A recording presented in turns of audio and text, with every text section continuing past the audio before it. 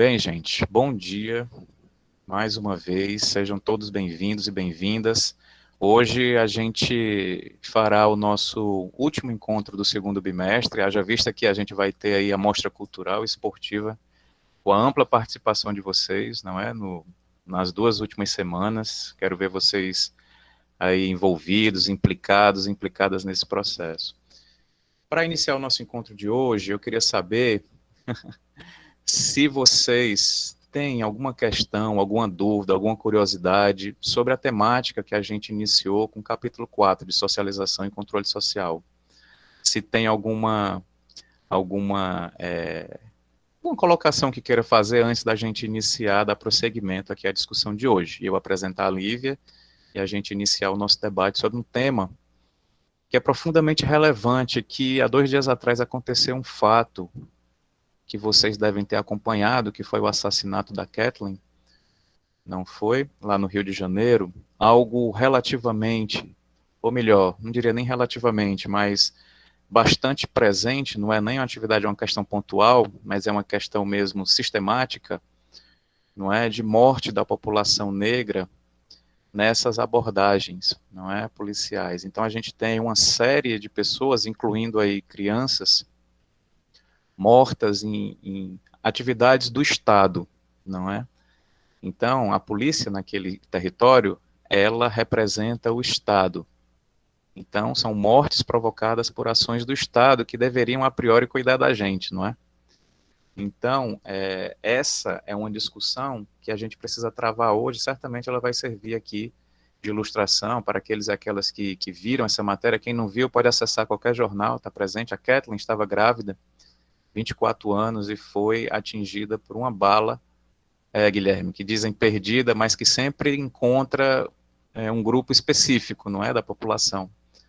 Então, a gente vai dissertar sobre esse tema, que é um tema, inclusive, que vocês colocam, se referenciam muito, né, um tema que é de interesse de vocês. Quando a gente fez a atividade de consulta nos perfis de sociologia do Instagram, né, muitos e muitas de vocês se referiram à temática do racismo, né, escolheram temas do racismo. E eu acho que dialoga muito bem com o nosso capítulo, e a gente traz questões cotidianas, né, bem vivas e bem presentes. Então, vocês tiveram alguma questão, alguma dúvida sobre esse capítulo, que a gente discutiu aí desde 3 semanas atrás? Podem falar se tiver, está aberto. Fiquem à vontade. Por parte minha, não, professor. Não sei dos outros. Legal, Cláudia, Vitor. Ok. Na instrução da atividade de hoje, de sociologia, lá no Google Sala de Aula, eu coloquei as atividades que a gente fez e a pontuação que cada uma representa, certo? Então, aqueles e aquelas que não fizeram, podem fazer, sem problemas aí, nesses dias que aparentemente não terá aula, mas é um dia, muitas vezes, de colocar em dia as atividades, não é? Então, a primeira atividade de pesquisa no Instagram e nas redes sociais vale 2 pontos. A segunda, dos autores e autoras que vocês se afinaram, se identificaram, vale 2 pontos. O formulário de revisão vale 3, tá certo? E aí eu vou pedir que no próximo bimestre vocês atentem para a feitura desse formulário, porque tiveram muitas avaliações baixas, ele valia 100 pontos, tá? Então, muitas pessoas tiveram dificuldade de fazer, e aí talvez esses momentos de live sejam importantes para a gente ver essas dúvidas, esses questionamentos que tem sobre a temática, sobre os conceitos. E esse outro formulário referente ao capítulo 4, que é o capítulo que a gente está finalizando hoje, ele também vale 3. Então, somando tudo, são 10 pontos, tá certo? Então, façam com calma, quem ainda não fez pode fazer, e aí ao final a gente gera a nota, tá bom? Então, feita essa introdução, não é, eu vou apresentar aqui a Lívia, a minha colega Lívia, né, já estive na posição em que ela se encontra há alguns anos atrás, de estar estudando ciências sociais, é sempre uma alegria ver jovens estudando ciências sociais, não é, esse campo que eu sou profundamente apaixonado, e aí recebi aqui a Lívia. Oi? Alguém falou alguma coisa? Oi, Júlia, pode falar se quiser. Foi eco, professor. Ai, foi o O Eu acho que microfone. foi sem querer. Ah, ok. Então, gente, a Lívia, pelo que me consta, ela pode confirmar, ela é ex-estudante da JMF, não é, Lívia? Eu soube pelos professores quando eu comecei a fazer o debate, né? E a Lívia está no 7º semestre de Ciências Sociais na Universidade Federal do Ceará e vai acompanhar a gente até setembro, não é? Assim, sobre a feitura das aulas, a questão da docência, a questão da avaliação.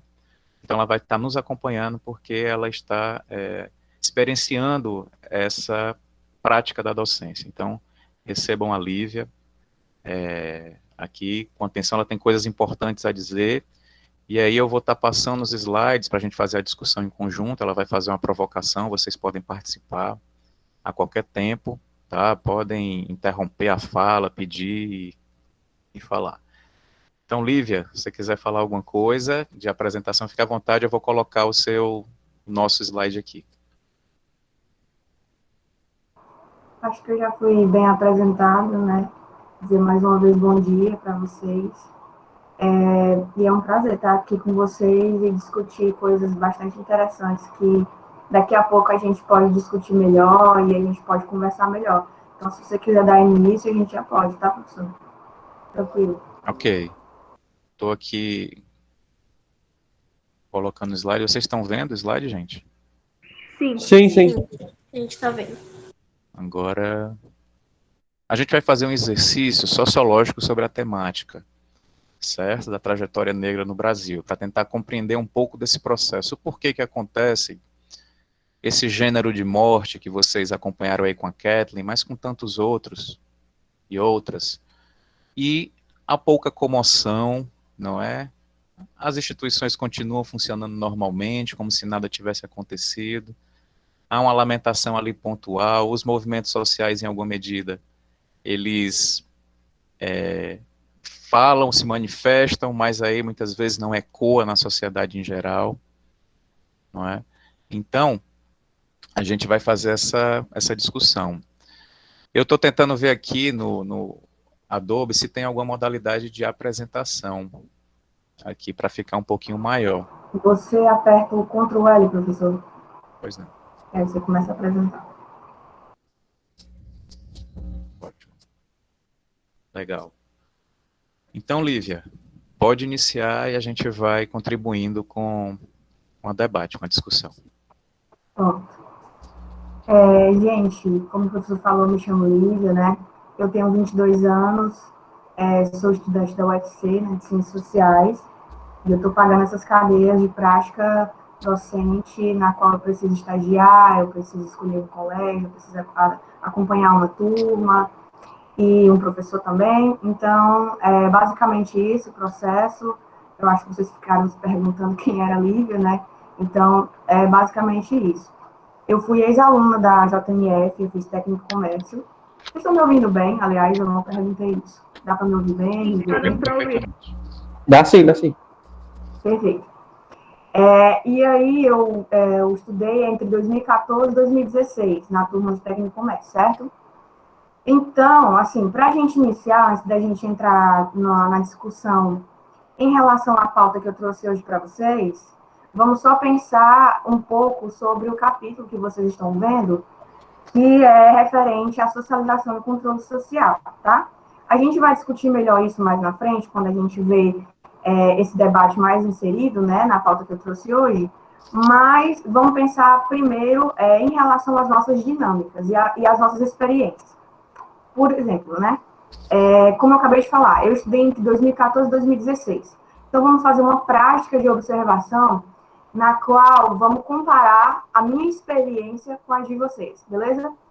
Eu estudei em 2014 e 2016. Então, nessa época, não existia pandemia, não tinha índice que apontasse a pandemia, na verdade, nem perto, né, antes da gente iniciar nesse momento. Então, imaginem que o processo de socialização era totalmente diferente. Como, por exemplo, vocês são primeiros anos, né? E vocês estão se socializando, se conhecendo e tendo as discussões, inclusive, de forma remota. Isso significa que as nossas experiências, em tese, elas já são, de certa forma, diferentes, né? No primeiro dia de aula, por exemplo, eu já estava socializando, conhecendo alguns colegas, né? Conhecia alguns outros colegas que entravam em outras turmas, e vejam como é totalmente diferente esse espaço que vocês estão compartilhando. Então, era só esse exercício que eu queria que vocês fizessem, para a gente começar a introduzir e pensar melhor a questão da socialização. E também o controle social, mas eu acho que o controle social vocês vão entender melhor quando a gente estiver pautando aqui a questão do grupo social e étnico-racial que eu vou trazer para vocês, beleza?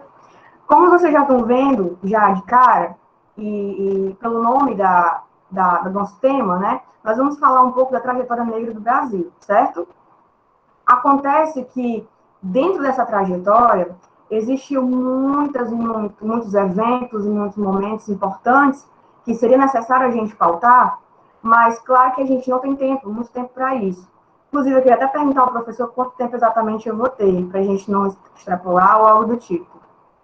Lívia, pode ficar à vontade, a priori, a gente ficaria até 9 horas, mas a gente pode passar um pouquinho, que seja, e aí a gente consegue finalizar, tá bom?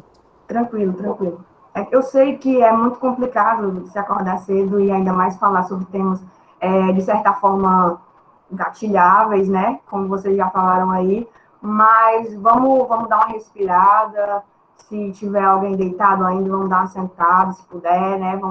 Vamos se exercitar para ver como é que a gente pode entender melhor esse capítulo, essa questão teórica que o professor está falando com vocês aí há um tempinho, né? Então, vamos lá.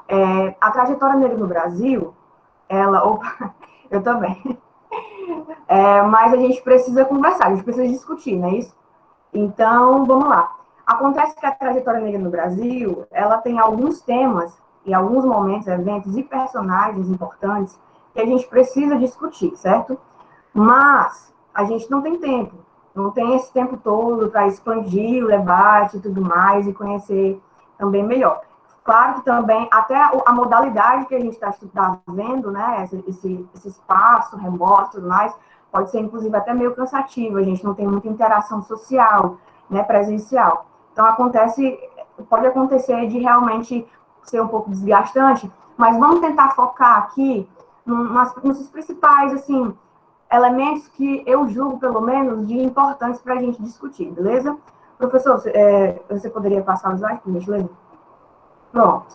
Eu coloquei alguns fatores centrais, que eles são centrais, não, na verdade, para a trajetória negra em si, em geral, mas, na verdade, para a nossa discussão. Eu acredito que seja essencial para uma discussão que, inclusive, eu vou ajudar vocês a gente entrar agora, né? O que acontece é que, de primeiro, né, nós temos um movimento, inclusive, que ele vai se expandir por alguns outros lugares do mundo, que é o processo de escravidão, certo? Então, eu acredito que vocês já tiveram um pouco de familiarização com o tema, eu espero, né, na verdade, mas de fato, como a gente chega no primeiro ano do ensino médio, a gente chega também, às vezes, sem entender mais ou menos alguns conceitos sociais, alguns temas, inclusive, que a sociologia utiliza, né? Então, a gente vai tentar aqui socializar também esses temas. Então, acontece que a escravidão, ela foi um processo tão forte que ela se expandiu tanto pelo mundo também, que alguns dilemas, eles são visíveis até hoje, beleza? Claro que há um processo aí totalmente diferente. Nós temos, por exemplo, no Brasil, um período de 400, 500 anos, né, entre o século XVI e XIX, de escravidão. Então, é um longo período, certo? E também, de lá para cá, também é um período grande, né? Ou seja, 500 anos, mais de 500 anos. Então, a gente tem essa noção de que o mundo muda, né? De que algumas coisas mudam. Mas vamos ver mais na frente como é que isso se reconfigura. Então, vamos entender um pouco da civilização e a barbárie. Esses dois conceitos que eu coloquei para vocês, eles são importantes para a gente entender o processo de escravidão, porque, digamos assim, que era uma ideia comum naquela época, a ideia de civilização como uma ideia de progresso, beleza? Acontece que civilizações existiram há muitos anos da nossa existência, inclusive não só na trajetória do Brasil, quanto em outros lugares. A gente tem grandes civilizações egípcias, sumérias, enfim, muitas, né, africanas também, principalmente não só do continente, mas também do país. Então, nós temos diversas concepções de civilização. Só que eu quero pautar aqui com vocês uma ideia que era bastante comum nessa época de civilização, que ela cresceu principalmente na Idade Média, com a intenção de refinado, né? De um ser refinado, que estava participando ali da sociedade, juntamente com os outros, inclusive compartilhando algumas normas, alguns padrões que vão aparecendo no momento de socialização, beleza? E aí, inclusive, essas normas, esses padrões, a gente consegue perceber a partir dos tipos de sociedade, da cultura, dos valores, a gente consegue diferenciar isso. Então, uma coisa que eu queria pautar com vocês hoje, essa ideia de civilização que vai crescer, inclusive, tanto na Idade Média, quanto também no momento do Iluminismo. Eu acredito que vocês não tenham ainda tido uma discussão ainda sobre o Iluminismo, mas no momento, eu estou falando do Iluminismo no momento do auge, assim, da Revolução Francesa, né? Onde estavam sendo discutidos os valores, os ideais do progresso, do desenvolvimento, de uma sociedade unida, um agrupamento social que, ao estar junto, né, ao estar em forma de uma civilização, passa essa ideia de superioridade, beleza? Diferente aos indivíduos que não estão agrupados, que preferem viver, inclusive, de modo diferente dessas sociedades. Eu não sei se vocês lembram uma coisa interessante de falar. Vocês lembram que no Shrek, apesar do Shrek ser ogro, mas olha que interessante, o Shrek eu pelo menos gosto bastante, é uma animação que eu amo mesmo, e tipo, ele tem uma discussão que a gente pode inclusive elencar aqui. O Shrek, ele era visto não só como um bárbaro por ser um selvagem, por ser um ogro, mas também porque ele vivia de uma maneira separada da civilização. Vocês lembram que existia uma civilização diferente do pântano, né? Então, pelo fato dele viver por alguns conceitos também, e alguns valores dele, que ele não queria agrupar juntamente com a civilização, ele queria viver da maneira dele, da qual a sociedade não implicasse, influenciasse totalmente nos costumes. Então, ele era totalmente, assim, banalizado, se liga? A galera tinha uma visão realmente muito selvagem do Shrek, não só pelo fato dele ser um ogro. Então, veja a noção que era muito comum naquela época das pessoas atribuírem a ideia de civilização, né, enquanto progresso, e as outras pessoas que tinham outros costumes, outro modo de vida, não necessariamente pautados na maneira que os europeus viviam, né, mas dessa forma de agrupamento, né, que expandiu, inclusive, pela Europa. Então, apesar a gente vai entrar, inclusive, numa ideia de que, nesse momento, a gente estava tendo o auge das navegações também.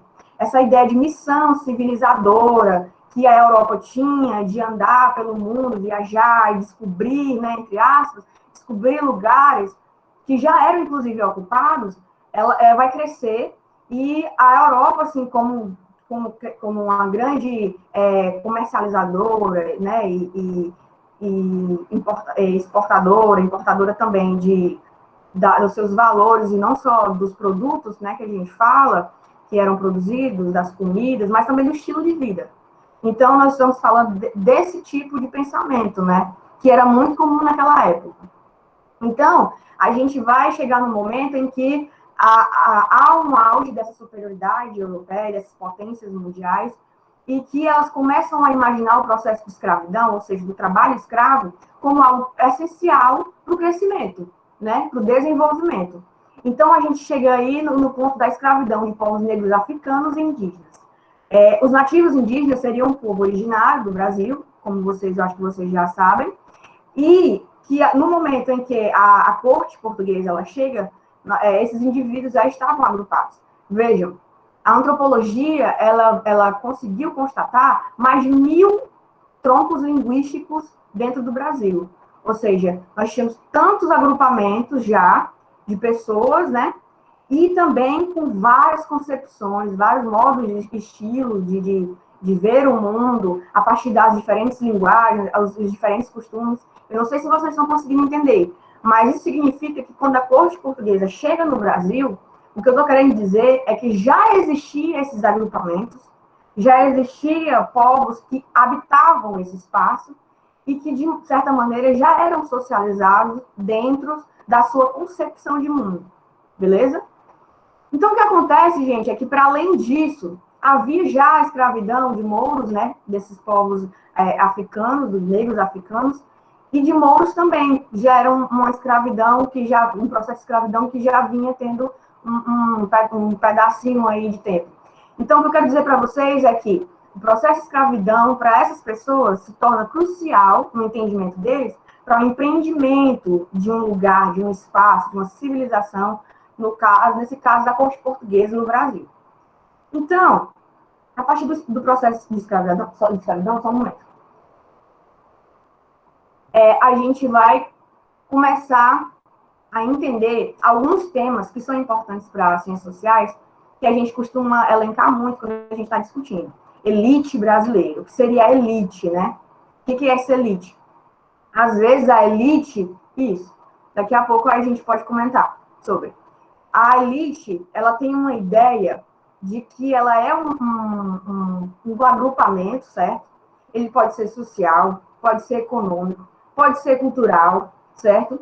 Professor, se você quiser falar alguma coisa também, você pode intervir, tá? Pode ficar à vontade. Fique à vontade. E também, quem tiver alguma dúvida, alguma questão, podem colocar para a Lívia, tá certo? Isso. Estou falando aqui que é para a gente adentrar numa discussão sobre a trajetória negra, né? A gente precisa desenvolver isso aí. Então, começa a se configurar uma elite brasileira.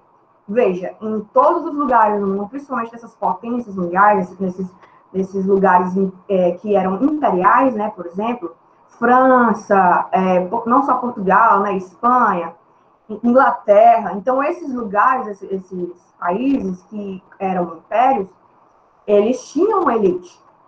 Qual é a característica mais comum das elites que elas têm em comum? A concentração de poder, certo? E o que é a concentração de poder? O que vocês acham que seja a concentração de poder? O que é poder, né? A gente pode... Opa, pode falar. Assim, acabou de perguntar o que seria a concentração de poder, né? Uhum. Eu acho que a concentração de poder deve ser o poder concentrado em apenas um grupo, apenas uma classe só. E o poder pode ser uma autoridade dada sobre algo, entendeu? Ou então imposta. Pronto. Verdade. Por exemplo, a igreja, ela tinha muita influência, né? Principalmente na Idade Média, por aí. Era uma influência muito forte, que inclusive se configurava até nos costumes, na maneira de que as pessoas viviam naquela época, né? Então, a gente pode pensar a elite dessa maneira, como a Nicole falou, né? A elite, ela é aquele grupo que se acende, né, com essa concentração de poder. Então, quem seria a elite brasileira? Quem seria a galera que concentra poder nesse período de escravidão, né? Nessa sociedade escravocrata, né? A gente tem, por exemplo, as pessoas que tinham a posse de terra. A posse de terra era um bem muito grande, já que nós estamos falando, por exemplo, de um momento em que a corte portuguesa ela fazia de tudo, né, assim, para ir demarcando os lugares. Então, muitos indígenas foram mortos e perderam suas terras por conta disso, né? As terras começaram a ser posse da coroa portuguesa. Então, a gente vê a elite crescendo, se configurando dessa maneira. A partir do momento dos senhores de engenho, né, aqueles que começam a construir seu engenho, que tem esse trabalho escravo, ou seja, também tem a posse de um escravo, né, que isso era naquela época era comum. Quem tinha uma concentração de poder grande, também era a galera que tinha, inclusive, escravos como pessoas escravizadas como posse, né, como um bem individual, que é uma coisa muito maluca de se pensar, mas acontecia. Então, é isso, a gente pode pensar a elite brasileira dessa maneira. Claro que ela vai se configurar, a gente vai ver isso posteriormente, ela vai se reconfigurar, e isso é muito importante para a gente falar sobre a questão da socialização e controle social, principalmente do controle social, beleza? A elite, ela tem esses meios de poder que, de certa forma, podem influenciar e também manipular em alguns fatores da nossa sociedade, certo? Então, a gente vai ter aí também três conceitos, né, de configurações que vão crescer nessa época escravocrata do Brasil. A Casa Grande, a Senzala e os quilombos. Esses três espaços, vamos dizer assim, que eles são primários também, né, que acontecia muita socialização, alguns autores daquela época, dessa época aí, vão defender, na verdade, pós-escravidão, na verdade. alguns autores que a gente vai ver, inclusive. E eles vão falar um pouco dessa configuração, né, que se deu na Casa Grande, na Senzala e nos Quilombos, na qual elas vão caracterizar muito o estilo de vida brasileiro daquela época. O que seria a Casa Grande? A Casa Grande seria uma casa sedimentada no espaço, onde o senhor de engenho, né, aquele homem, vamos estereotipar, né? Vamos estereotipar porque é necessário. Porque quem era o senhor de engenho? São aquelas pessoas que tinham posse de terra. Geralmente, quem tinha posse de terra é a galera que tinha direito, né? Era português, então, basicamente, os senhores brancos, né? Então, ao construir suas famílias, eles sedimentavam não só os engenhos, né? Onde ocorria o trabalho escravo, como também eles se alojavam naquele lugar. Então, a Casa Grande vai ser esse espaço onde a família branca, né? A família de descendentes europeus, né? De portugueses, elas vão morar. E vai existir a senzala, que seria esse espaço, né, entre a Casa Grande e a senzala, espaço na qual os escravizados, ou seja, os povos negros africanos, eles estariam residindo. Veja, a condição social, confortável, de conforto, econômica também, totalmente diferente entre Casa Grande e senzala. Eram lugares onde esses escravizados ficavam, muitas vezes não tinha arejamento, né?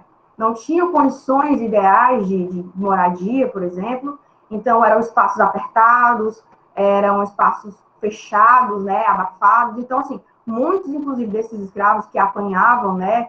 Nos engenhos e que passavam horas e horas trabalhando, eles sofriam muito, inclusive, também pelas questões de dignidade, questões de moradia também. Porque eles não tinham esse conforto, por exemplo, que a galera da Casa Grande tinha em contraste com a senzala. Então, também se tornava um espaço em que os negros se socializavam. Porque, vejam, eles estão entre comunhão, né, ali, naquele espaço, eles dividem aquele espaço. Então, acaba que muitas senzalas também, elas se tornam um espaço de socialização entre os negros, onde eles vão poder ter um certo momento aí de compartilhamento dos costumes, tal hora de canto, né, da capoeira, que era muito comum, inclusive das palavras, e quando eles falavam ainda por línguas africanas, né, muitas palavras ficaram, inclusive, fincadas aí no nosso linguajar brasileiro. Então, a gente tem muitas palavras, não só comida, não só músicas, né, como também palavras, porque acabavam que eles configuravam essa maneira que eles viviam. Professor, se você quiser... Ah, não, vou falar do quilombo, né, que eu tinha esquecido.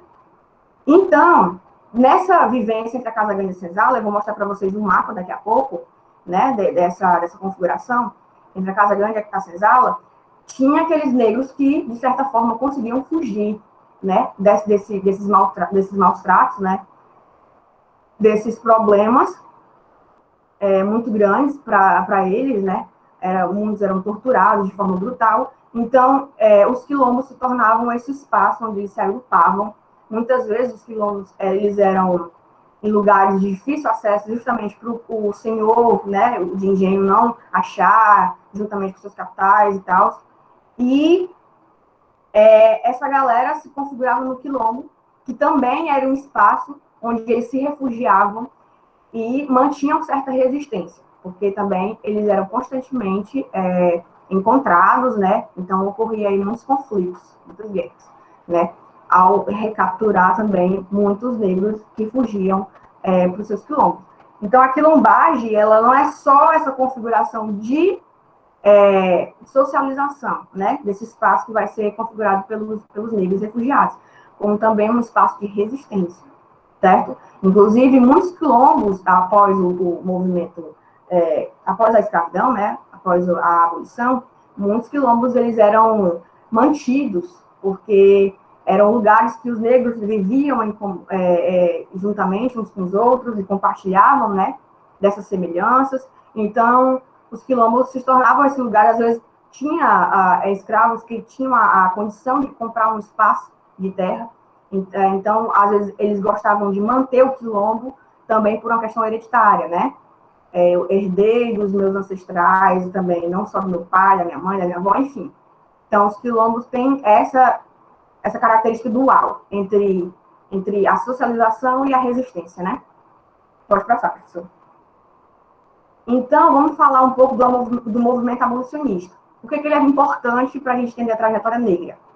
Porque é nesse momento em que os negros eles estão se juntando, né, se organizando em prol de umas condições melhores de vida, certo? Teve muito genocídio de negros e indígenas, lembrando que a escravidão não foi só negra, né, indígena também. Então, inclusive nesse processo de socialização, começou a surgir as pessoas mestiças, né, entre os negros e os indígenas. Vai também nascer a categoria do caboclo, né, que seria essa pessoa nascida da mistura entre as raças, né. Então, no movimento abolicionista, esses negros, né, escravizados, eles se revoltavam, né, então havia muito movimento de organização para eles se situarem num espaço e buscarem melhores condições de vida e a libertação dessas amarras de tortura, né. Então, a gente teve muitos personagens do movimento abolicionista que foram muito importantes. Mas é muito difícil falar sobre eles quando a gente tem pouco tempo. Então, eu escolhi um carinha que ele foi muito importante para o nosso movimento abolicionista, inclusive no Ceará, né, no nosso contexto cearense, que seria o Chico da Matilde, né, é mais conhecido como o Dragão do Mar. Então, antes da Princesa Isabel ter sido pressionada por algumas pessoas conhecidas de sua época que defendiam o fim da escravidão, dela assinar a Lei Áurea, lá em 1888, como vocês podem ver aí, a Princesa Isabel, que era filha do Pedro II, né, que foi responsável por assinar a lei que demandava a liberdade de todos os escravos. O Chico da Matilde, ele era um jangadeiro cearense, que ele conseguiu convencer os seus amigos, né, jangadeiros, de se recusarem de exportar esses escravos para o sul do país. Porque acontecia muito isso, né? Eles receberem os escravos por meio das navegações e exportarem para o resto do Brasil. Então, o Chico, ele foi muito importante, ele foi um ativista muito crucial para esse momento abolicionista, né? Porque ele conseguiu convencer alguns colegas de resistirem. E eles, na praia de Iracema, eles faziam esse motim, né? Para que eles pudessem resistir e que acontecesse o fim da escravidão, naquelas condições, né? Então, inclusive no centro do Dragão do Mar, né, lá de Fortaleza, ele ganhou esse nome justamente em homenagem ao Dragão do Mar, como ele era conhecido, né, por ele ter sido um cara muito importante nessa época, mas muito menos visível do que, por exemplo, a Princesa Isabel. Acontece, por exemplo, na minha época, eu sou um exemplo de que a gente louvava muito a Princesa Isabel. 7 de setembro, inclusive, tinha muita pauta indígena, né?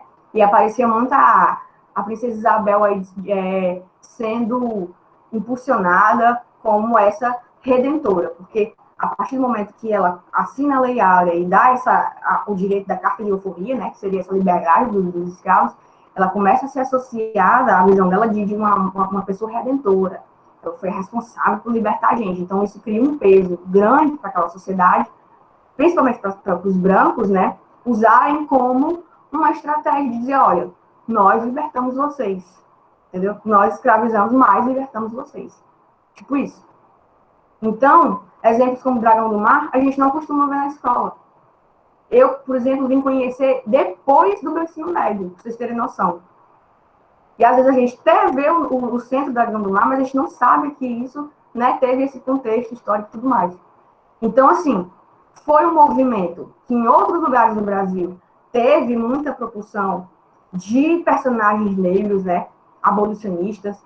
Nós tivemos tivemos revoltas, muitas revoltas, né, dos malês, também Conjuração Baiana, que era justamente, após a abolição do Brasil, a inserção desses negros na sociedade. Como é que ia ficar o processo de socialização, por exemplo, desses negros nessa sociedade que acabava de sair de um grande processo de escravidão, né? Então, eu estou citando aqui 2 exemplos que são muito comuns, né? Da gente, de um lado, saber, ter noção, né? E do outro, a gente nem, inclusive, vê na escola. E veja que no governo, se não me engano, Lula, ou entre a FHC e Lula, a gente é decretado a obrigatoriedade da gente estudar a história negra, não só no Brasil, quanto também africana, né? A cultura, enfim, suas filosofias também de vida. E mesmo assim a gente vê essa discrepância, né? Esse distanciamento entre as noções do movimento negro, das organizações negras no Brasil, da sua história, da sua trajetória. A gente tem essa ausência, esse distanciamento que nas nossas grades curriculares, né? Pode passar, professor. Lívia, se você me permite, lembra-se, gente, que no começo da nossa disciplina, a gente falou de um processo de desnaturalização do olhar, que a sociologia ela era responsável por essa tarefa. Então, a Lívia ela vai trazendo, ela vai desmontando a narrativa, que é uma narrativa oficial, não é? Uma narrativa que foi passada para a gente ao longo dos anos, de que a princesa Isabel seria a redentora, mas, no entanto, uma série de resistências, que ela citou aqui algumas, eram implantadas. E imaginem o que era um homem como o Chico da Matilde, também conhecido como Dragão do Mar, né, se negar a levar os escravizados que seriam, porque assim, os escravizados eram uma mercadoria. Então acontecia também, daqueles e daquelas escravizadas que estavam aqui no Ceará, de serem vendidos para o Rio de Janeiro, Minas Gerais, São Paulo. Então, quando ele era responsável por levar pela jangada, ou acho que tinha um outro nome também, o de transporte, ele era responsável por levar eles para os navios. E aí, nesse meio tempo, ele resistia, né? Ele fugia, ele se negava a levar. Então, imagina o que era resistir nesse tempo em que as pessoas escravizadas elas eram martirizadas, torturadas em praça pública ou mesmo nas senzalas onde elas habitavam, não é? Então, é uma resistência gigantesca. E outra, a princesa Isabel ela estava sendo pressionada internacionalmente. O Brasil era uma das últimas nações que ainda persistia essa ideia de escravidão, inclusive até hoje repercute, tem ecos na nossa sociedade brasileira. Então, havia uma pressão, não só internamente, né, como também internacionalmente, principalmente pela Inglaterra, não é? Então, pois não, Nicole? E logo essa Lei Áurea, né, que a princesa Isabel assinou, a escravidão ela continuou muito, porque como os escravos não tinham para onde ir, não tinham onde trabalhar, se sujeitavam mais uma vez aos seus senhores, às vezes o salário era o quê? Um prato de comida, algo desse tipo. Então, eu acredito assim, né, como a gente está falando aqui, que a princesa Isabel, ela não merece essa homenagem que a gente presta todos os anos, entendeu? Porque ela assinou a Lei Áurea, mas continua a mesma coisa, praticamente, durante muito tempo. Exato, Nicole. É semelhante a muitas narrativas que a gente tem hoje, não é? Então, não houve um projeto, não é, de recepcionar esse público que era escravizado há um tempo atrás, né, na nova modalidade que estava se implantando. Então, as pessoas elas não tinham como se prover em muitas medidas. Nem todas estavam organizadas em quilombos, nem todas tinham recursos para adquirir pedaços de terra para sobreviver. Então, realmente, continuaram muitas se submetendo a uma lógica de dificuldade, de privação, né, uma lógica análoga à escravidão que até hoje a gente tem, certo? 150 anos depois. Tá bom? Eu vou passar aqui. Alguém mais quer comentar alguma coisa? Isso. Ficaram aí à beira da sorte, né? Vocês comentaram coisas interessantes, porque, de fato, a gente vai chegar no movimento pós-abolição e a gente vai adentrar os anos 30. Por que eu achei necessário colocar aqui os anos 30, né? E o que estava pairando, né, nesse momento. Porque os anos 30 vai ser o momento assim, crucial na qual a sociedade, não só a brasileira, mas em outros lugares, estavam passando por momentos sociais cruciais de transição, certo?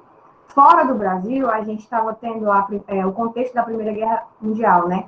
Então, tinham contextos históricos e econômicos que estavam influenciando diretamente nessa transição que o Brasil vai adentrar entre a colônia brasileira, né, colônia portuguesa, na verdade, e a República Brasileira Federativa do Brasil.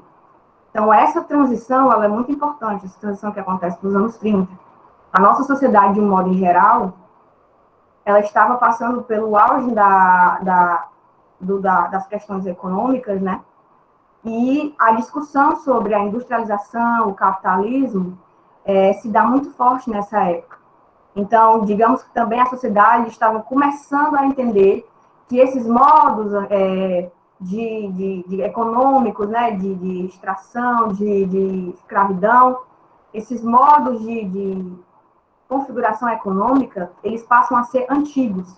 Então, a gente começa a caracterizar essas sociedades, né, que, principalmente essas que estão sendo influenciadas pelas elites europeias, né, elites imperiais, elas estão passando também por processos parecidos à luz desses países imperiais. Porque, ou seja, quem era a elite daqui, né? Lembra que eu falei que a elite ela é muito caracterizada pelaquela pessoa que tem a concentração de poder, concentração de terras. Então, quem seria a elite brasileira, por exemplo, nos anos 30, né? Como que ela vai se configurar? A maioria das pessoas que tinham bens sociais e econômicos vão ser as pessoas que são descendentes, ou então que elas advêm de uma hierarquia de família que traz essa riqueza, né? Essas posses de terra que se transformam aí, por exemplo, nas máquinas, nas indústrias, nas empresas que vão ser implantadas no Brasil. Então, nessa época, a gente tem um movimento da transição entre a colônia com a república. Então, por que isso é importante falar? Porque nessa época, as pessoas estavam começando a falar sobre sociedade industrial e adentrando também a sociedade industrial. E como vocês apontaram, esses ex-escravos, entre aspas, eles estão sendo, entre aspas, também inseridos na sociedade, nessa nova sociedade, nessa nova configuração. Então, o trabalho manual, a mão de obra, ela ainda era precisa, né? E a gente vai ter a configuração entre a reconfiguração dessas elites para os donos, né, e proprietários de bens. E quem eram as pessoas que beiravam a pobreza, que não tinha, por exemplo, pedaço de terra ainda, que iam se configurando, inclusive, nas favelas, nas periferias, ao redor dos centros, né? Ou seja, a gente tem aí uma reconfiguração da sociedade e começa a pensar o movimento pós-abolicionista como uma sociedade que está adentrando a uma democracia, né? Uma república federativa. Ou seja, o Brasil ele se espelha em alguns exemplos mundiais, como Estados Unidos, né, que estavam lutando pela sua independência também, e se transformando numa república. Então, a gente tem essa transição como um espelho. Então, o Brasil começa a enxergar o fim da escravidão como um movimento moderno, entendeu? De uma transição moderna entre a antiguidade e a modernidade. E a sociedade começa a se configurar dessa maneira, tanto pelo trabalho, quanto também pelas condições sociais, né? Então, cresce uma ideia que é polarizada nesse momento, chamada o mito da democracia racial. Por que eu achei interessante trazer isso para vocês? Porque, nesse momento, inclusive, nos anos 31, mais ou menos, em 1931, a gente tem a criação da Frente Nacional Brasileira dos Negros, certo? Frente dos Negros Brasileira. E lá nos anos 31, essa galera se junta para tentar organizar e buscar melhores condições de vida para as pessoas negras, né? E pobres também daquela sociedade. Que vai se configurar não só as pessoas negras, como também ainda indígenas e as pessoas pardas, né? As pessoas que vêm dessa mistura entre as raças. E é importante dizer que esse mito da democracia racial, ele advém também, assim como vários fatores que eu falei anteriormente, também vem de uma linha teórica, certo? Vem de uma linha de pensamento sobre a superioridade racial. E nesse momento nós estamos, falando de um momento em que a sociedade está adentrando, inclusive, ao governo ditatorial. Então, essa ideia da democracia racial começa a ser difundida pelos teóricos intelectuais brasileiros, certo? Também pela literatura. Então, esse movimento vai elencar alguns responsáveis por escrever e descrever a sociedade brasileira, porque havia muitos antropólogos, inclusive, que queriam fazer uma análise profunda sobre a população. Então, a gente tem, por exemplo, o Gilberto Freire, que ele vai dizer que era necessária a escravidão dos povos negros e indígenas, né, para o empreendimento da nação. Ou seja, ele também acreditava que o Brasil, ele vinha de uma mistura harmônica entre as três raças.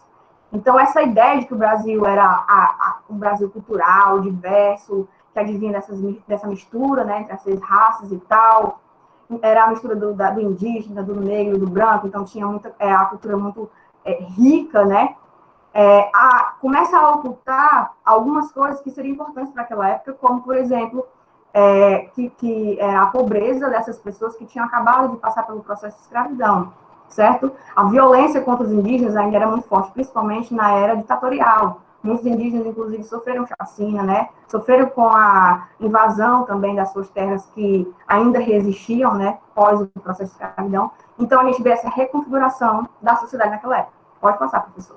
E esse mito da democracia racial vai ser considerado mito justamente por isso.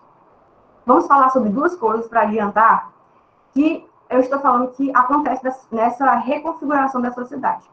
A segregação é um fator que ele vai estar implicado não só nesse momento anterior, quanto também no atual. Se a gente parar para pensar, em outros lugares do mundo havia também segregação racial, né? E a segregação racial, ela implica na segregação econômica, certo? Segregação cultural, espacial, principalmente. É o que a gente vai ver. Então, por exemplo, o movimento de apartheid, né? Ou lá nos Estados Unidos, que havia segregação muito forte e acentuada, a gente vê que esse estilo de segregação, ele apenas vai se reconfigurando. Vocês veem aí o mapa da Casa Grande, do lado você tem a Casa Grande, do outro lado, do lado direito, né? Você vê aí os negros ocupando o espaço da senzala. Então, essa segregação em que a Casa Grande fazia com a senzala era para separar, né, esses ideais. Ou seja, Casa Grande aqui, senzala aqui. Mas o que acontece no nosso processo atual de reconfiguração do Brasil? Principalmente a partir dos anos 30. Acontece o processo de favelização, né? Que é onde essas pessoas pobres que estão vivendo à margem, né, da questão social e econômica da sociedade, estão tentando entrar e se interar com as outras pessoas na sociedade.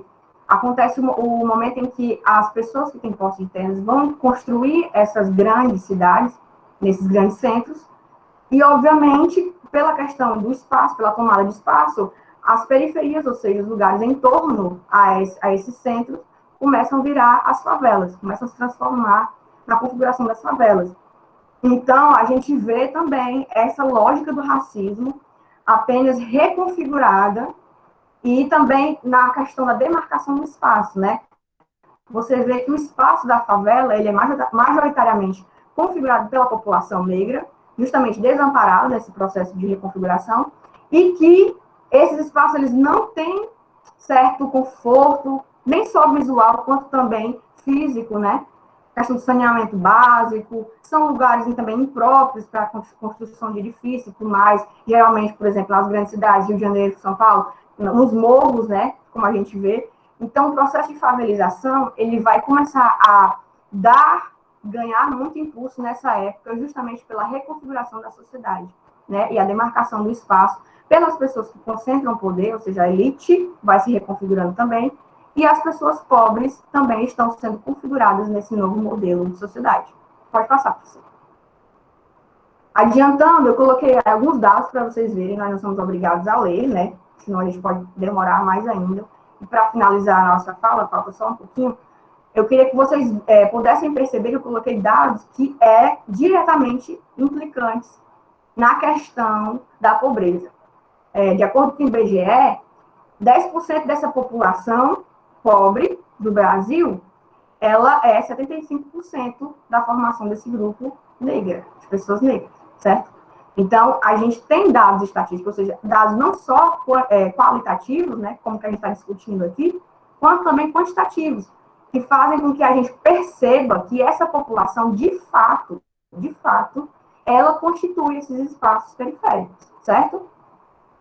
E um estudo feito no Observatório de Segurança Pública em 5 estados brasileiros, que são 5 estados, inclusive, de grande porte em relação à população, mostrou que 1.814 dos mortos, só 1.814, olha o tamanho da morte, 1.814 pessoas, para bilhões que vivem no Brasil, né?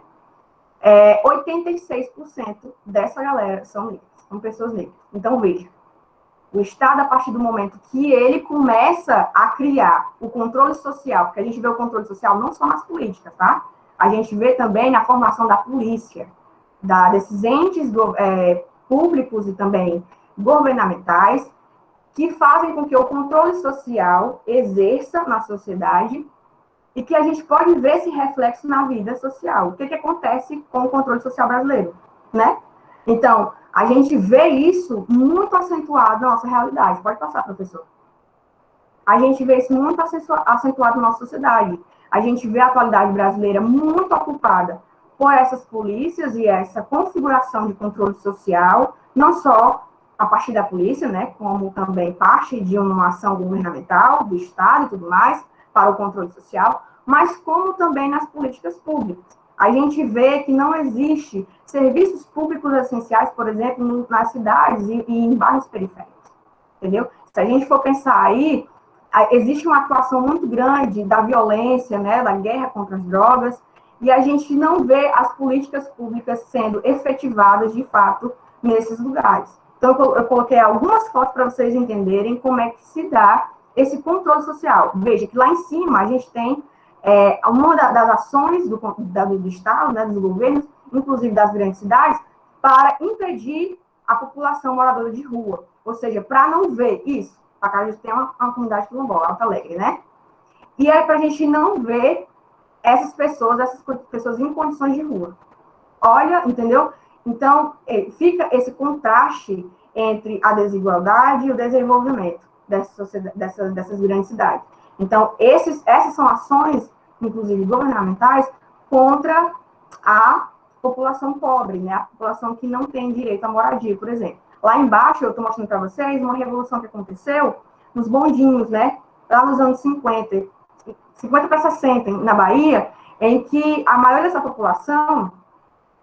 população baiana é negra, né, constituída pelos negros africanos, tinha essa herança, grande herança, né, tanto racial quanto também cultural, ainda tem até hoje, e veja que existiam revoltas dessa população, sempre existiram manifestações e organizações populacionais contra esses estigmas, contra essas condições ruins de vida.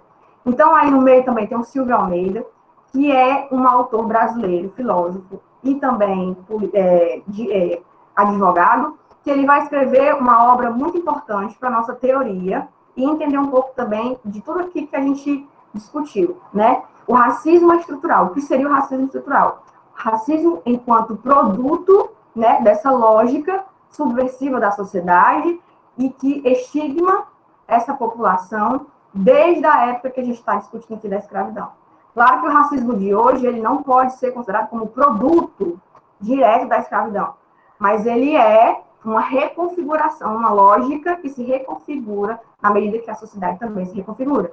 Então, a gente vê, por exemplo, o racismo implicado na marginalização, no estigma, né, na discriminação racial desses povos no cotidiano, né, nas periferias ou nos lugares em que eles moram. Então, por que é importante falar da trajetória negra no assunto de vocês? Porque nós estamos falando da socialização e do controle social, ou seja, a maneira que se relaciona as políticas públicas, os serviços essenciais, o governo, o Estado, com as populações negras, certo? Então, o Silvio vai falar isso, que é um fenômeno que ele advém, claro, desde o processo de escravidão, né, desde aquela lógica que a gente está conversando desde o começo, mas que sofre essa reconfiguração. Pode passar, professor. Então, hoje a gente tem essa reconfiguração, né, como eu falei, do racismo na sociedade. E... Lívia, deixa eu só essa imagem, gente. Tem uma imagenzinha aqui embaixo do viaduto, não sei se vocês estão vendo. Foram fincadas pedras Vocês sabem a razão por que essas pedras foram fincadas embaixo do viaduto? Para Não. moradores de rua não ficarem lá? Exatamente, para que as pessoas em situação de rua, elas não se fixem nesse espaço. Vejam a que ponto, assim, uma medida dessa, né, vocês estão vendo, uma medida profundamente discriminatória, não é? Pouco atenta à questão dos direitos humanos, que a gente discutiu no capítulo anterior, né, assim, um pouquinho. Então veja, né, como pode chegar, isso é uma política pública, tá, gente? Isso é uma política pelo Estado, que deveria, mais uma vez, atentar para as nossas questões. É só para a gente refletir um pouquinho, não é? Desnaturalizar essa ideia, o que é isso? A conformação que a gente tem da sociedade hoje, ela não é natural, ela é algo construída socialmente. Então as pessoas não estão na favela, né, nos cortiços, nas comunidades, porque elas são pessoas que têm menos capacidades, não é? Que são pessoas que não gostam de trabalhar. Essa narrativa, ela tem a ver com aquela narrativa que a Lívia resgatou lá atrás. Por isso que quando morre uma pessoa negra, não tem tanta comoção, porque na época da escravidão, as pessoas eram martirizadas em praças públicas, nos pelourinhos, e aquilo era algo comum, algo, né, a carne negra, ela era uma carne que não tinha valor. Então, se morriam ali, muitas vezes, naqueles martírios, vinham a morrer as pessoas, vinham a óbito, a linguagem, né, técnica. Então, hoje também, quando pessoas negras morrem, e aí a Lívia trouxe um dado de suma importância, né, de 1.814 pessoas assassinadas, 86% eram pretas, tem alguma coisa errada, já que a nossa sociedade é bem dividida, não é? Então, é importante para a gente refletir, tá certo? Vou aqui passar porque o nosso horário tá avançado. Isso, a gente já vai finalizar, tá, gente? E eu vou falar só um pouco da influência dos movimentos sociais e também o movimento negro na manifestação em prol dessas causas, né?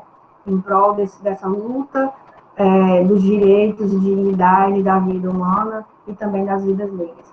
Então, Black Lives Matter, né, foi um movimento desde 2013, na verdade, dos Estados Unidos, né, mas que veio se acentuar com a morte de George Floyd, não sei se vocês lembram, no ano passado, e que movimentou não só a sociedade estadunidense, quanto também outros lugares do mundo. A hashtag foi levantada, né? Houve manifestação também no Brasil.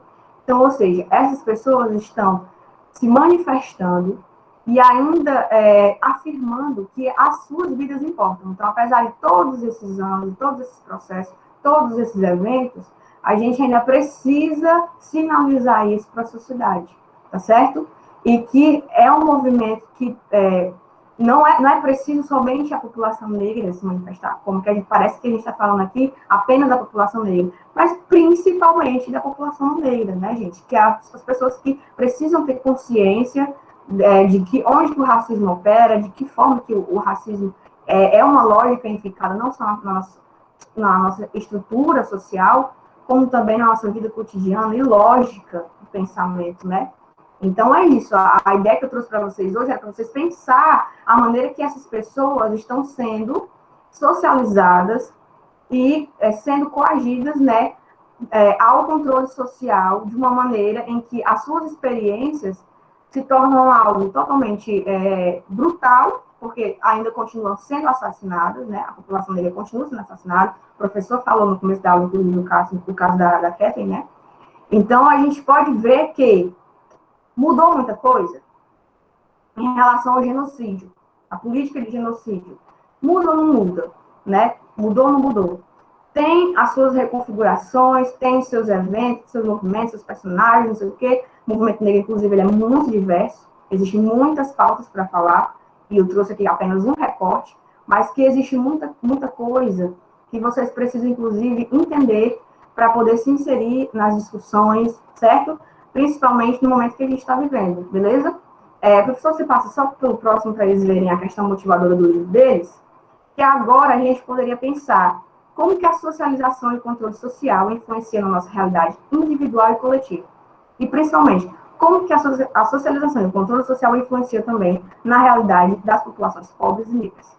tá certo? Então, a aula de hoje teve esse intuito, eu quis trazer esse recorte para vocês entenderem melhor a temática que o professor estava trabalhando com vocês, a temática que vocês estavam vendo, fazendo exercício e tudo mais, para que vocês entendam como que a sociologia faz para a gente poder pensar, dado o assunto sociológico, né, dado o assunto, com a realidade, né, com a trajetória, por exemplo, de alguns grupos sociais. Porque os grupos sociais, em coletivo, agem, né, de forma social e criam, inclusive, momentos sociais que são importantes para a gente entender. Então, o que eu fiz apenas, eu trouxe um recorte para vocês entenderem a inserção desses conceitos, certo? Desse tema, dentro da perspectiva negra.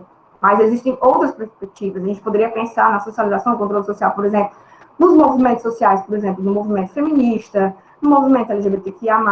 A gente poderia pensar, por exemplo, de como foi a trajetória também indígena, que é, de certa forma, um pouco próxima, né, da negra, teve alguns fatores em comum. Então, assim, isso foi só uma maneira para que vocês pudessem, isso aí, movimento cultural também, para a gente entender, ambiental também, né, para a gente entender como que essas questões estão implicadas e, principalmente, elas estão naturalizadas, como o professor falou, no nosso entendimento social. Muita coisa para a gente naturalizada. A gente cresce achando que é normal acontecer isso, aquilo, nosso Brasil é assim, sempre foi assim, sabe? Essas coisas, a sociologia nos ajuda a se questionar por que essas coisas estão naturalizadas em dado momento na nossa sociedade, certo? Eu encerro minha fala, eu agradeço muito a vocês que ficaram até agora. Me desculpe se eu passei do horário, tá bom? Eu sei que é um pouco desgastante, né? Principalmente depois de 1 hora, mas eu espero que vocês tenham entendido e que a minha contribuição possa ter sido eficaz para o entendimento, para o conhecimento de vocês sobre o assunto. Agradeço também a oportunidade do professor, pelo espaço, tá? E eu espero que vocês tenham um bom dia e desejo saúde para todos vocês, que a gente possa caminhar mais, eu tenho uma trajetória ainda pela frente com vocês, então que a gente possa caminhar juntos e pensar outras questões importantes para a gente discutir, tá certo? Muito obrigada, e é isso, saúde para geral. Gente, primeiro eu queria agradecer a Lívia pela disposição em estar trazendo esse debate para a gente, essas questões de suma importância, muito contemporâneas, muito atuais. Eu queria saber se vocês têm alguma questão, algum comentário para poder trazer aqui para a roda, nesse momentinho final. Eu vi que a Nicole já se manifestou, achei importante ela citar o campesinato, não é? A luta rural, certamente, é um movimento social importante de construção do Brasil, esse país que nunca teve uma reforma agrária, não é? E vai lá, Nicole, fala aí. Eu ia falar sobre a imagem anterior do slide, que tem um cartaz, né, que tem o nome Vidas Negras e Faveladas Importam, né? Eu vendo manifestações parecidas, né, e eu via certos comentários dizendo, mas todas as vidas importam, isso já é uma exclusão social, querendo dizer que negros são mais, né? Só que não é que todas as vidas não importem, porque todas as vidas importam. Agora, a questão que negros são mortos todos os dias por serem negros. E é isso que dizem, vidas negras importam. Todos os dias negros são abordados por policiais por serem negros. Todos os dias um tal cidadão que se diz do bem mata uma pessoa por simplesmente ser negra, por achar que é um bandido, por simplesmente ser negro, por simplesmente de uma cor. É por isso esse destaque nos cartazes, é por isso essas movimentações. Aí tem gente que fala, mas todas as vidas importam. Aí começa a dizer que isso é uma exclusão social, mas não. Isso é apenas uma manifestação dizendo que eles também, por serem negros, também importam. Então, a questão que muitas pessoas veem as manifestações, as pessoas veem os movimentos, os eventos, mas o bloqueio social é tão grande que parece que elas não conseguem aceitar, entendeu? Tipo, eu já vi pessoas negras reclamando de cota dada aos negros, mas isso não é por culpa delas, é por culpa que a sociedade impõe isso em cima delas, dizendo, estão te excluindo por estar te dando uma cota, estão te excluindo por estarem fazendo um movimento, mas não, estão abrindo um espaço na sociedade para você, o qual você não tem, o qual você não tem direito, porque te exclui simplesmente por ser negro. Mariana, pode falar. Pronto. Eu achei interessante a fala da Nicole, porque ela falou dessa questão que as pessoas. Tem pessoas que ficam dizendo que todas as vidas importam e etc. E às vezes a gente vai observar e são as mesmas pessoas que apoiam a arquitetura hostil, que até foi mostrada numa imagem anterior a esse slide. E a arquitetura hostil é a exclusão social. Infelizmente, tem pessoas que apoiam isso, sabe? Tipo, o fato de colocarem essas pedras e entre outras mudanças que eles fazem para que as pessoas não fiquem aí e etc. E simplesmente excluem essas pessoas por elas serem é, por elas serem pobres ou por elas não terem oportunidades e etc. E, tipo assim, eles não procuram, como é que eu posso dizer, uma solução para o problema. Eles só, vamos aqui colocar aqui as pedras para eles não ficarem. E para onde é que essas pessoas vão? Entende? Então, assim, Uma boa questão, Mariana. Uma boa questão. O Jefferson colocou aqui no chat uma questão para mim e eu queria trazer para vocês. O que é que a gente pode fazer para diminuir ou acabar com a exclusão social? Eu não tenho essa resposta para vocês. A gente pode construir em conjunto isso, pensar e refletir sobre isso.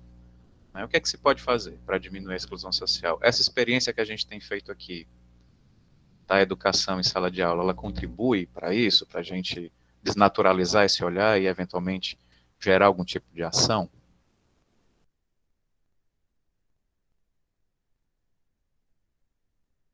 É uma questão que fica, né?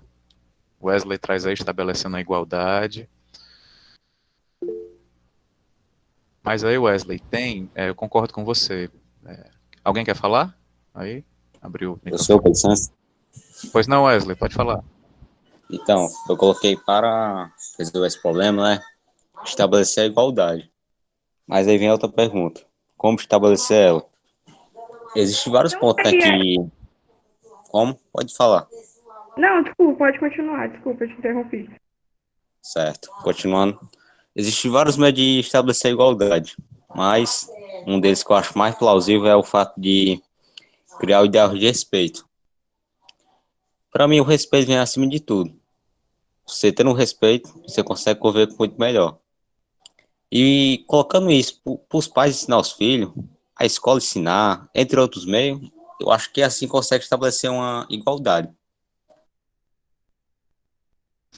Importante, Wesley, muito importante. Só a gente está aberto nessa plenária, nessa roda, estamos aqui em roda discutindo, isso auxilia o processo de eventualmente mais adiante, estabelecer uma igualdade, um respeito à diferença, compreendendo que a diferença é o nosso trunfo. Há um tempo atrás, as normas, os padrões, as leis eram definidas por homens brancos, heterossexuais, ricos, europeus. Hoje já há outras narrativas, não é?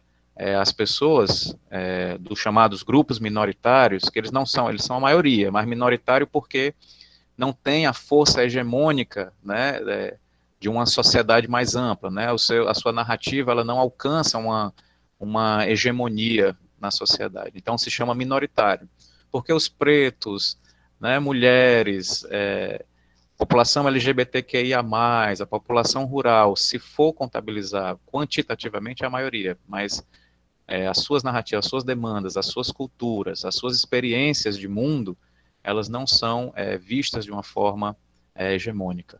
Tá? Então, se a gente começar a compreender isso, que é importante a gente ficar atento à diferença e respeitar, como você trouxe, né, que é uma ferramenta importantíssima, o respeito, talvez a gente avançaria para uma situação melhor, certo? Mariana, quer falar? Não, não. Não? Eu vi que... Então, gente, assim, são 9h15, né, sem problema, Adrian, fique tranquilo. Sempre um debate muito interessante, não é? A Lívia trouxe essa questão do tempo, e realmente é algo que a gente vai também retomar no decorrer da disciplina, não se preocupem, porque isso sempre vem à tona, tá? Então, se vocês não tiverem mais nenhuma questão, qualquer dúvida que tiver, mesmo tendo terminado a aula, pode conversar comigo no WhatsApp, certo? Perguntar sobre as atividades. Façam as atividades com calma, atualizem. Eu vi que tem pessoas aqui, né, que ainda não fizeram as atividades, que podem estar fazendo e estar entregando. Tá bom? Para a gente fechar direitinho esse segundo bimestre e partir para nossas férias em paz, não é? Alguém mais quer comentar alguma coisa? Legal, Mari.